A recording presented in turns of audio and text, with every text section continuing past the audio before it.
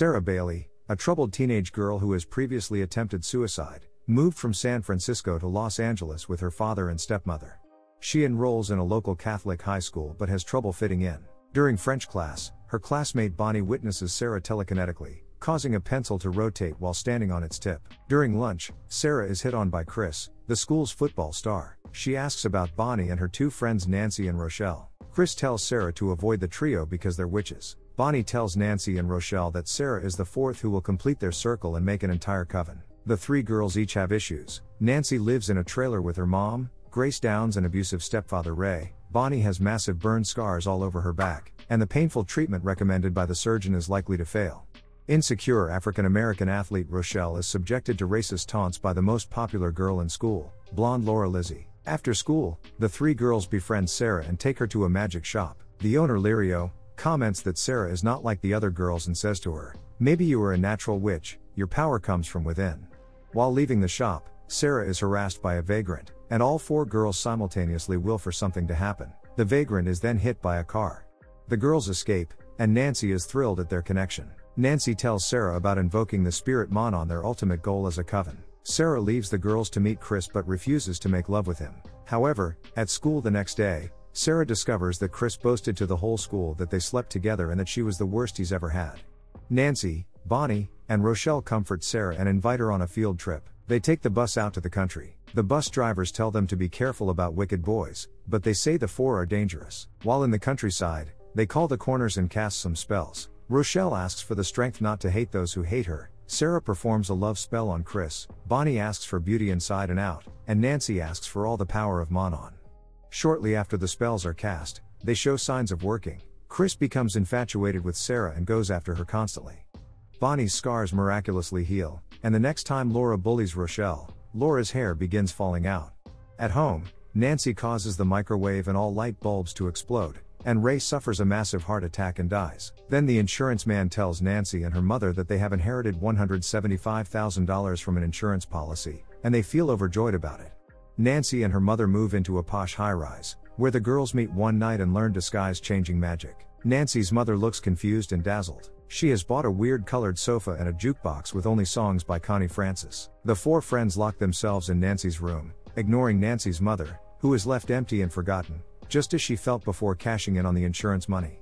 The girls go to Lirio's shop again, where Nancy finds a book about invoking the spirit. Later that night, the girls go to the beach and form a circle, calling on Manon.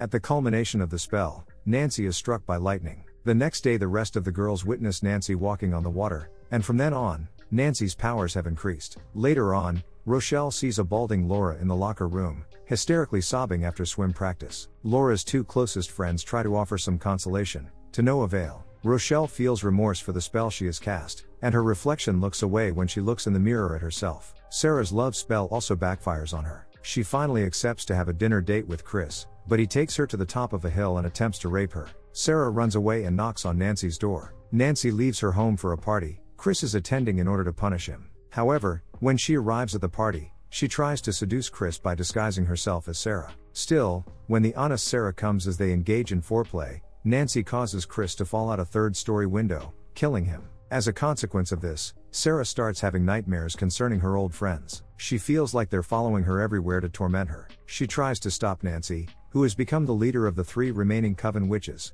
by binding her powers so that she won't be able to hurt others or herself, but this does not work. The three other coven girls now hate Sarah. Nancy appears and tells Sarah that if a witch betrayed her coven in the old days, they would kill her. Needing help, Sarah goes to Lirio, who tells her to invoke the spirit herself. Lirio also reveals that Sarah's mother was a powerful witch and that her talent is passed on to Sarah. Sarah starts to invoke Manon, but she has a vision of fire and the shop exploding, so she leaves the shop terrified. Sarah returns home, where she is tormented by Nancy, Bonnie, and Rochelle, who taunt her using magic and intimidate her with threats of her life. Sarah arrives home, and nobody is there. She is instructed to turn on the TV set. She hears that her family went back to San Francisco thinking that she had run away there and that their plane had had an accident without any survivors. Without a second of rest, all kinds of snakes and worms appear everywhere. The three other coven girls then seem. After a few seconds of intimidation, Nancy says Sarah will commit suicide. Nancy slashes Sarah's wrists, and a letter in Sarah's handwriting stating the reasons for her suicide magically appears, blaming herself for Chris's death. Sarah runs to her room while Nancy, Bonnie, and Rochelle wait for her to die. Rochelle then tells Nancy that this has gone out of hand. Nancy tells her to go upstairs to check on Sarah and threatens to slit her throat if she doesn't. Bonnie pulls up Rochelle to Sarah's room. Sarah is almost too weak to invoke Manon. Still, she hears her mother moving in an old photograph and her sweet voice whispering, "Don't be afraid, reach inside yourself." Sarah successfully invokes Manon and can cast spells to fight back and heal the injuries to her wrists, forced by a counterspell of Sarah's to see themselves and what they've become by catching their reflections in a mirror, Bonnie's face scarred, and Rochelle's hair falling out. Bonnie and Rochelle flee, leaving only Nancy and Sarah at home. Nancy and Sarah have a showdown, in which Sarah ultimately defeats Nancy as she binds Nancy's power to prevent her from doing any more harm.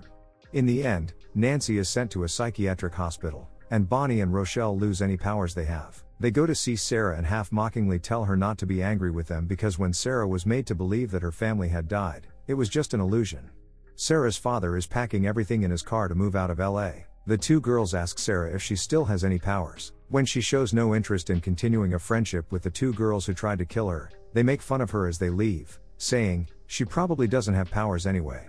On hearing this, Sarah makes a bolt of lightning strike, causing a tree branch to fall, nearly crushing the two girls, revealing that she still has powers.